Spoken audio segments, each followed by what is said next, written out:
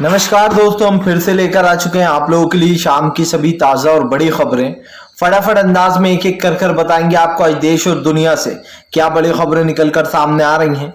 लेकिन उससे पहले दोस्तों एक नजर डालेंगे सुर्खियों पर। मोहम्मद जुबैर आधी रात को हुए रिहा, बोले फिलहाल सच की जीत हुई है, इसके बारे में आपको बताएंगे। वहीं पर अगली बड़ी खबर में हम आपको बताएंगे दोस्तों, भारतीय जनता पार्टी का ढह गया मध्य प्रदेश में खला। दोस्तों बीजेपी के गढ़ में कांग्रेस ने ऐसी सेंध लगाई कि अब बीजेपी की हार दोस्तों मध्य प्रदेश में 1.5 साल के बाद साफ दिखाई दे रही है, इसके बारे में भी आपको बताएंगे। वहीं पर अगली बड़ी खबर में हम आपको बताएंगे दोस्तों, 3 कृषि कानून के बाद एमएसपी को लेकर फिर से एक बार किसान उतरेंगे सड़कों पर। राकेट टिकट ने कहा ये चेतावनी सरकार याद रखे।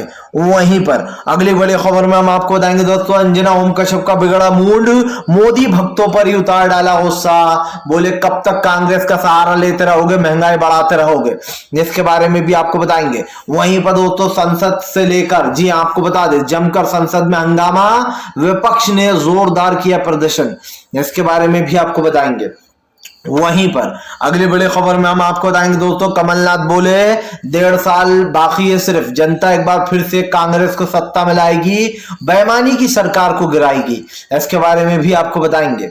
वहीं पर अगली बड़ी खबर में हम आपको बताएंगे दोस्तों, जी सर आपको बता दें, मोदी सरकार कर रही लोकतंत्र की हत्या, ओवैसी का बीजेपी के ऊपर बड़ा हमला। वहीं पर एमआई ने लगाई दोस्तों मध्य प्रदेश में सेंध, जीती 3 सीटें, इसके बारे में भी आपको बताएंगे। वहीं पर अगली बड़ी खबर में हम आपको बताएंगे दोस्तों, जी दरअसल आपको बता दें, हर जगह दोस्तों कांग्रेस का बोलबाला, आखिरकार मोदी सरकार क्यों आई टेंशन में, इसके बारे में भी बताएंगे। वहीं पर अगली बड़ी खबर में हम आपको बताएंगे दोस्तों, जी दरअसल आपको बता दें, अनुराग ठाकुर के पास ये आंकड़ा ही नहीं है दोस्तों कि कितने किसान मारे गए और कितने पत्रकारों को गिरफ्तार किया गया। अब आप बताइए, सरकार के पास ये आंकड़ा तक नहीं है, इसके बारे में भी आपको बताएंगे। तो सारी खबरें फटाफट अंदाज में देंगे, एक एक कर देंगे। फिलहाल खैर चलिए बढ़ते हैं सबसे पहली और सबसे बड़ी खबर की ओर। दरअसल दोस्तों आपको बता दें, एक बार फिर से भारतीय जनता पार्टी को लगा बड़ा झटका। मोहम्मद जुबैर की रातों रात दोस्तों रिहा हो गए। मोहम्मद जुबैर की रातों रात रिहाई के बाद आपको बता दें, भारतीय जनता पार्टी सदमे में पहुंच गई है। खास कर योगी आदित्यनाथ की किरकिरी हो गई है। मोहम्मद जुबैर को घेरने की कोशिश की जा रही थी, उनको हर मामले में घसीटा जा रहा था, लेकिन मोहम्मद जुबैर दोस्तों रात को देर रात रिहा हो गए। मोहम्मद जुबैर ने आपको बता दें एक इंटरव्यू देते समय ये कहा है कि फिलहाल सच्चाई की जीत हुई है और वो बाहर आकर उन्हें अच्छा लग रहा है। इसी के साथ साथ मोहम्मद जुबैर ने यह भी कहा कि सच्चाई रुकने वाली नहीं है, जैसे पहले सच सामने लाते थे अभी भी सच सामने लाते रहेंगे। दरअसल दोस्तों मोहम्मद जुबैर एक ऐसा नाम बन चुका है, या फिर यूं कहते हैं कि एक ब्रांड बन चुका है जिससे बीजेपी डरती है। मोहम्मद जुबैर दोस्तों बीजेपी के हर झूठे वीडियो की पोल खोलती है। नुपुर शर्मा को जिस तरीके से जो लोगों ने हेट किया और खास कर मुस्लिम देशों का जो विरोध सहना पड़ा, उसके कहीं ना कहीं दोस्तों ये सब कुछ नुपुर शर्मा के जो भी खुलासा हुआ वो मोहम्मद जुबैर की वजह से हुआ था और इसीलिए बीजेपी तिलमिलाई भी थी। हालांकि दोस्तों एक बेगुनाह इंसान को इतने दिन जेल में रखा गया, ये भी हमारे लिए अफसोस की बात है, लेकिन खुशी की बात यह है कि अभी भी कम से कम कहीं ना कहीं तो दोस्तों कानून जिंदा है, लोकतंत्र जिंदा है थोड़ा बहुत, क्योंकि बीजेपी का बस नहीं चले दोस्तों, वरना वो एक बार किसी को डाले तो वो सालों साल उसको ना निकाले। ये होता रहता है, हम देखते रहते हैं, खास करके उन विपक्ष के नेताओं के साथ तो बहुत ही होता है जिनको अंदर झूठे केसों में डाल दिया जाता है, चाहे वो नवाब मलिक हो, चाहे वो अनिल देशमुख हो। दोस्तों जानबूझकर इन लोगों को लंबे समय से जेल में रखा गया है और अब तक दोस्तों इनको बेल नहीं मिली है। नवाब मलिक की क्या गलती थी, सिर्फ इतनी सी कि उन्होंने आर्यन खान वाले मामले में दोस्तों समीर वानखेड़े की पोल खोल दी थी और बीजेपी की पोल खोली थी। इसी बात का बीजेपी बदला ले रही है। चलिए बढ़ते हैं एक और अगली बिग ब्रेकिंग की तरफ। बता दोस्तों अगली जो बड़ी खबर निकल कर आ रही है आपको बता दोस्तों, संसद में भयंकर हंगामा, महंगाई को लेकर विपक्ष ने सरकार को घेरा। दरअसल दोस्तों आपको बता दें, संसद में एक बार फिर से भयंकर हंगामा हुआ, जहां एक तरफ सरकार से यानी बिल्ली की तरह खंबा नोचने में लगी है, तो वहीं दूसरी तरफ दोस्तों जैसे ही कांग्रेस या विपक्ष बोलने की कोशिश करता है तो बीजेपी वाले हंगामे मचाना शुरू कर देते हैं। आपको बताते चले दोस्तों, भारतीय जनता पार्टी के लोग सच्चाई सुनना पसंद नहीं करते। स्मृति ईरानी आज कल मैंने देखा दोस्तों वो बैठकर बोल रही हैं कि अरे ये लोग तो लोकसभा की कार्रवाई को चलने ही नहीं देते, उसको बार बार स्थगित करवा रहे हैं, लोकतंत्र के साथ खिलवाड़ कर रहे हैं। अब आप समझिए दोस्तों, ये वही स्मृति ईरानी है जो लोकसभा और राज्यसभा में हंगामे मचाया करती थी।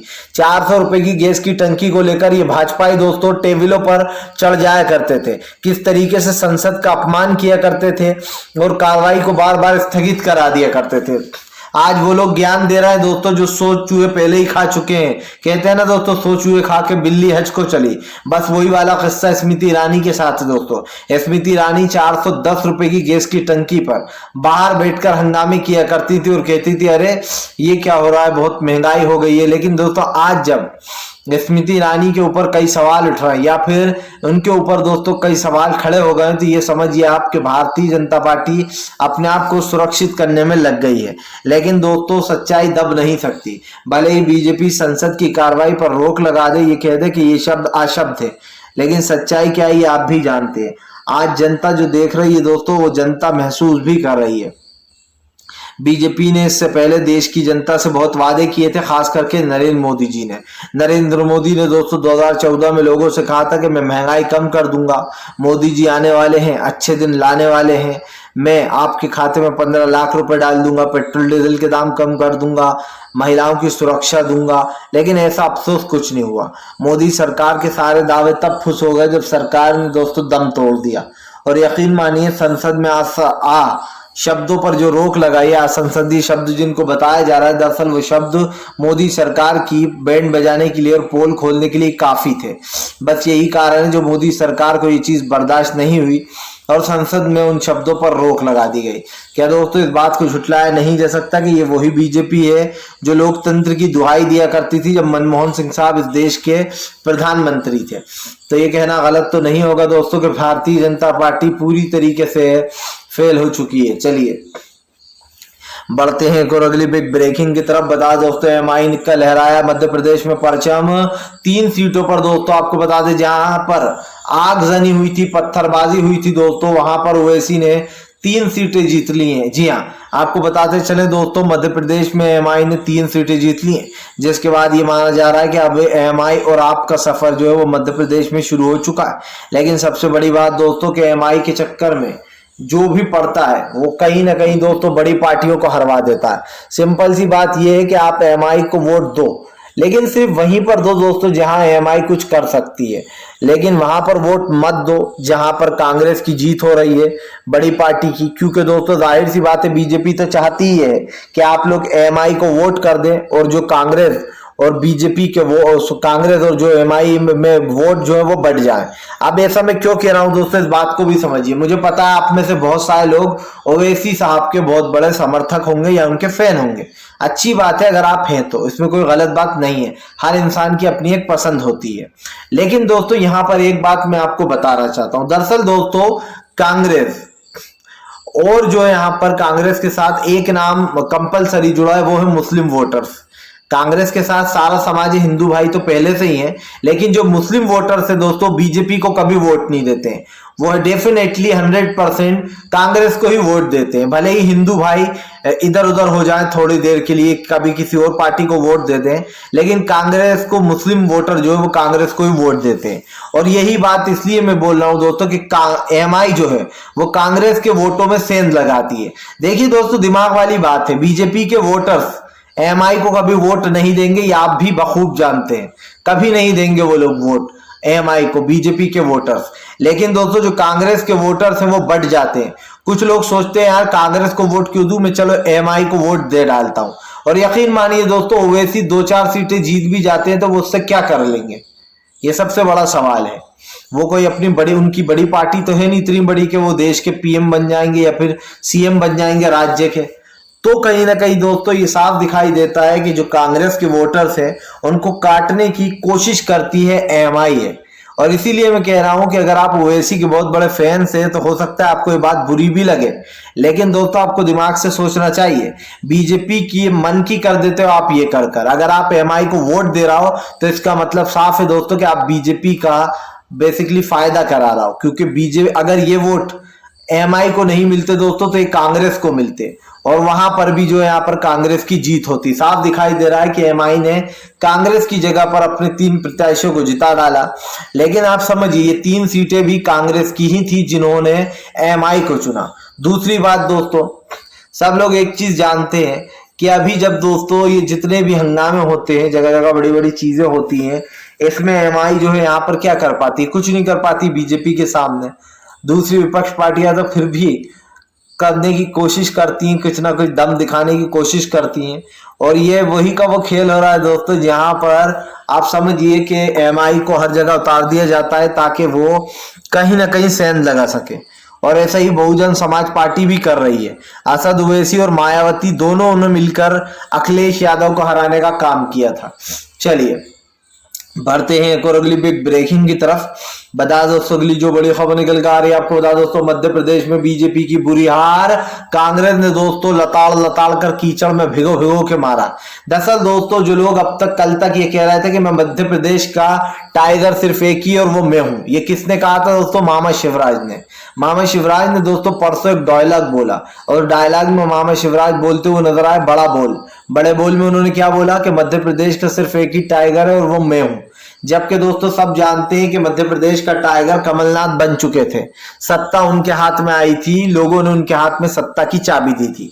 खास करके दोस्तों मध्य प्रदेश के लोगों ने, मध्य प्रदेश के लोग खुद चाहते थे कि फिलहाल कमलनाथ की सरकार हो, और इसलिए चाहते थे दोस्तों क्योंकि ये आप भी समझते हैं कि फिलहाल जो इस वक्त कार्रवाइयां हो रही हैं लोगों के ऊपर, वो कार्रवाइयों के ऊपर सवाल उठ रहा है। इसलिए उठ रहा है दोस्तों क्योंकि भारतीय जनता पार्टी कभी भी सच्ची राजनीति नहीं करती है। आपने इससे पहले भी देखा होगा कि भारतीय जनता पार्टी ने लोगों से वादे कुछ किए लेकिन निभाए नहीं। अब दोस्तों जनता इनका समझ चुकी है कि दरअसल ये लोग हिंदू मुसलमान का खेल करते हैं, हिंदू और मुस्लिम भाइयों को आपस में भिड़वाकर ये अपने मलाई और रबड़ी खाने में लग गए हैं। और यही कारण दोस्तों जो सरकार के ऊपर अब आम जनता का गुस्सा फूटता चला जा रहा है। मैंने पहले भी कहा था दोस्तों आपसे और फिर कहूंगा कि भारतीय जनता पार्टी जितनी जल्दी सुधर जाए उतना अच्छा होगा, क्योंकि अब देश की जनता ने दोस्तों पीड़ा उठा लिया है बीजेपी को सत्ता से बाहर करने का, और दोस्तों ये पीड़ा तय करेगा कि बीजेपी आखिरकार कब तक सत्ता में रहेगी। तो ये कहना गलत तो नहीं होगा दोस्तों कि फिलहाल भारतीय जनता पार्टी पूरी तरीके से फेल हो चुकी है, और ये भी साफ है दोस्तों कि अब देश में एक तरीके का जो विकास का काम है दोस्तों वो रुका पड़ा है। तो फिलहाल ये बीजेपी को जो हार मिली है दोस्तों ये बहुत ही सही मिली है, और आगे मध्य प्रदेश में और मिलेगी, क्योंकि पहले तो सिंधिया का गढ़ चला गया दोस्तों, और उसके बाद सिंधिया के गढ़ जाने के बाद दोस्तों आप समझिए उसके बाद बीजेपी को जो नरेंद्र सिंह तोमर है कृषि मंत्री, उनके गढ़ में भी बीजेपी बुरी तरीके से हार गई। तो ये कहना गलत तो नहीं होगा दोस्तों कि बीजेपी को अब लोगों ने नकार दिया है, और इसलिए नकार दिया है दोस्तों क्योंकि यहाँ पर अब ये साफ दिखाई दे रहा है कि फिलहाल बीजेपी को लोग वोट ही नहीं देना चाहते। भारतीय जनता पार्टी दोस्तों पूरी तरीके से फेल हो चुकी है, और इसका साफ मतलब ये है दोस्तों कि अब बीजेपी को जनता चुनना नहीं चाहती, सीधी सी बात है। एक बार मध्य प्रदेश में भले ही इन्होंने बेईमानी से सरकार बना ली, लेकिन आने वाले समय में दोस्तों एक बार फिर से मध्य प्रदेश में कांग्रेस की ही सरकार होगी, क्योंकि लोगों ने शायद अब ये एक तरीके से वो दे दिया है दोस्तों संकेत कि फिलहाल बैलेट पेपर से किसकी तरफ शुरू होते। और यकीन मानिए दोस्तों अगर बैलेट पेपर आ जाए ना तो बीजेपी वहां भी चुनाव ना जीत पाए जहां पर वो जीतती है, क्योंकि सब जानते हैं कि सिर्फ ईवीएम में घोटाले हो रहा है, और बैलेट पेपर की कीमत सब लोग जानते हैं कि बैलेट पेपर में बीजेपी बुरी तरीके से हारती है। और जगह जगह उत्तर प्रदेश में भी आप देखिए बैलेट पेपर में अखिलेश यादव समाजवादी पार्टी आगे थी और बीजेपी पीछे थी। चलिए चलते बढ़ते हैं एक और अगली बिग ब्रेकिंग की तरफ। बता दोस्तों 3 कृषि कानून को लेकर भड़के किसान नेता राकेश टिकैत, बोले फिलहाल अब आंदोलन होगा और तेज। आपको बताते चले दोस्तों तीनों कृषि कानून को लेकर किसान नेता राकेश टिकैत ने बड़ी बात बोल दी है, और उनका कहना है कि फिलहाल सरकार कितनी कोशिश करती रहे लेकिन अब देश में एक अलग तरीके की स्थिति बन चुकी है। आपको बता दें किसान नेता राकेश टिकैत ने कहा कि सरकार किसानों का हक छीनने की कोशिश कर रही है, वो जानबूझकर कमेटी में ऐसे लोग भर रही है जो बीजेपी के कट्टर समर्थक हैं। आपको बताता चलूं दोस्तों बीजेपी पूरी कोशिश कर रही है, लेकिन अब यह भी साफ दिखाई दे रहा है कि आने वाले समय में भारतीय जनता पार्टी को बड़ा झटका लगता हुआ नजर आएगा। और ये मैं क्यों बोल रहा हूं दोस्तों, क्योंकि आप समझ लीजिए बीजेपी देश के विकास को रोकने का काम कर रही है, और विपक्ष दोस्तों आम जनता की आवाज उठा रहा है। इसीलिए किसानों ने ऐलान कर दिया है कि अब वो फिर से एक बार आंदोलन करेंगे। राकेट टिकैत का कहना है इस बार का आंदोलन और भी बड़ा और भी जो यहाँ पर पावरफुल होगा। किसान नेता राकेट टिकैत ने कहा कि सरकार ने जो गठन बनाया है उसमें बीजेपी के लोगों को ठूस ठूस कर भरा गया है। ये वही सब लोग हैं जो कृषि कानूनों का सपोर्ट कर रहे थे और जो किसानों को आतंकवादी खालिस्तानी बताने का काम कर रहे थे। कभी कहते थे कि भाई किसान कहाँ से खा रहा है, आप समझिए दोस्तों, किसानों के ऊपर सवाल उठा देते थे कि किसान पिज्जा कहाँ से खा रहा है, किसानों के पास एसी कहाँ से आया, बताइए आप। मतलब कि आप आराम से हवा में बैठकर पिज्जा खाएं, अच्छे अच्छे पकवान खाएं तो कोई प्रॉब्लम नहीं, लेकिन अगर बेचारे गरीब किसान को किसी ने पिज्जा खाने को दे दिया या फिर कोई की अच्छी हालत है किसी किसान की, उसने पिज्जा खा लिया तो आपको वो बात बहुत बुरी लग जाती है। ये कहना गलत तो नहीं होगा दोस्तों कि फिलहाल किसान आंदोलन एक आंदोलन नहीं था बल्कि सरकार के हार की शुरुआत थी। सरकार दोस्तों किसान आंदोलन के तहत ही आप समझिए हारी थी। इसलिए हारी थी दोस्तों क्योंकि पहली बार मोदी सरकार को किसी ने झुकाया था। अब तक दोस्तों रिकॉर्ड रहा है कि मोदी जो कानून ले आए हैं उसको उन्होंने वापस नहीं लिया है। भले ही वो कानून दोस्तों मतलब अड़े पड़े रहते हैं, उनको लागू नहीं किया जाता है, लेकिन दोस्तों उस कानूनों पर बीजेपी घिरी रहती है। और यही कारण दोस्तों जो एनआरसी और CAA का कानून आप देखिए ठंडे बस्ते में पड़ा हुआ है। जिस दिन मोदी सरकार ने कोशिश की उस एनआरसी CAA को लाने की, उस दिन वापस से सड़कों पर पूरा देश होगा। सबसे बड़ी बात यह है कि भारतीय जनता पार्टी ये बात अच्छे से जानती है कि अब देश में कोई ऐसा काम नहीं करना जिससे कि फिर से एक बार बड़ा आंदोलन खड़ा हो, क्योंकि एनआरसी का जो आंदोलन था दोस्तों, एनआरसी CAA का, वो सबसे बड़ा आंदोलन था। और उसके बाद किसान आंदोलन हुआ तो वो सबसे बड़ा हो गया और सबसे लंबा भी चला। अब फिर से एक बार किसानों ने सड़कों पर उतरने की बात की है। हालांकि अब किसान दोस्तों कितनी जान लगाएंगे और जो है किसान उतरने के बाद मोदी सरकार को क्या सबक सिखाएंगे तो आने वाला वक्त ही बताएगा। लेकिन ये कहना गलत नहीं होगा दोस्तों कि भारतीय जनता पार्टी को कुछ सीख ले लेना चाहिए जनता से कि जनता आज अगर सत्ता में बिठा सकती है तो उठाकर फेंक भी सकती है। चलिए बढ़ते हैं एक और अगली बिग ब्रेकिंग की तरफ। बता दोस्तों अगली जो बड़ी खबर निकल कर आ रही जी, दरअसल दोस्तों आपको बता दें भारतीय जनता पार्टी का पूरी तरीके से दोस्तों आपको बता दें सूपड़ा होगा साफ। इस बार दोस्तों बीजेपी के सामने कई मुश्किलें खड़ी हो गई हैं। जी हाँ, दरअसल दोस्तों आपको बता दें बीजेपी उत्तर प्रदेश बीजेपी में फूट बच गई है और जो है योगी के एक के बाद एक बड़े मंत्री दोस्तों अपना इस्तीफा दे रहे हैं। बताया जा रहा है इनके ऊपर ही छापे पड़वा रही है योगी सरकार। आपको बता दें दोस्तों योगी सरकार के दलित मंत्री जो है दोस्तों वो एक के बाद एक अपने इस्तीफे देने में लग गए हैं। बताया जा रहा है कि फिलहाल ना ही उनकी सुनी जाती है और जो है यहाँ पर ना ही उनकी बातों पर ध्यान दिया जाता है। इससे पहले भी दोस्तों बीजेपी के ऊपर कई सवाल खड़े हो चुके हैं कि वो ही नेताओं की बात नहीं सुनती। आपको बता दें बीजेपी के दलित नेता ने कल ये कहकर पार्टी छोड़ दी कि भैया मैं इसलिए अपना इस्तीफा दे रहा हूं क्योंकि फिलहाल मैं एक दलित समाज से आता हूं और मेरी बात इसीलिए नहीं सुनी जा रही है। उन्होंने ये भी कहा कि वो पार्टी के साथ अपने राज्य के लिए विकास का काम करना चाहते हैं, लेकिन पार्टी उन्हें विकास का काम करने नहीं दे रही है। जाहिर सी बात है दोस्तों अगर कोई सरकार किसी के साथ ऐसा व्यवहार करेगी तो सवाल तो उठेगा ही। और ऐसे में ये भी साफ हो चुका है कि फिलहाल अब मोदी सरकार के खिलाफ जनता सड़कों पर आएगी। चलिए बढ़ते हैं एक और अगली बिग ब्रेकिंग की तरफ। बता दोस्तों अगली जो बड़ी खबर निकल कर आ रही है, इमरान प्रतापगढ़ी का मोदी सरकार पर बड़ा हमला। बोले दूध छाछ और दही के पैकेट हाथ में उठाकर इसलिए किया जोरदार प्रदर्शन ताकि मोदी सरकार की आंखें खुलें। आपको बता दोस्तों इमरान प्रतापगढ़ी समेत सभी कांग्रेसियों ने और विपक्ष ने अपने हाथ में दूध और छाछ के पैकेट उतारकर अनोखा प्रदर्शन किया था, जिसके बाद भारतीय जनता पार्टी की लंका लग गई है। ये कहना गलत नहीं होगा दोस्तों कि बीजेपी पूरी तरीके से एक्सपोज हो चुकी है। खास कर आज मध्य प्रदेश में दोस्तों जो हालत है वो साफ दिखाई दे रही है कि फिलहाल जगह जगह बीजेपी की जो हार हो रही है उसके लिए बीजेपी खुद जिम्मेदार है। और आने वाले समय में जब राज्यसभा चुनाव में बीजेपी की हार होगी तब बहुत मजा आएगा दोस्तों राज्य के चुनाव में। फिलहाल अगर आपको हमारा वीडियो अच्छा लगे तो इसको लाइक करें, चैनल पर पहली बार आए सब्सक्राइब जरूर कर लें ताकि वीडियो आगे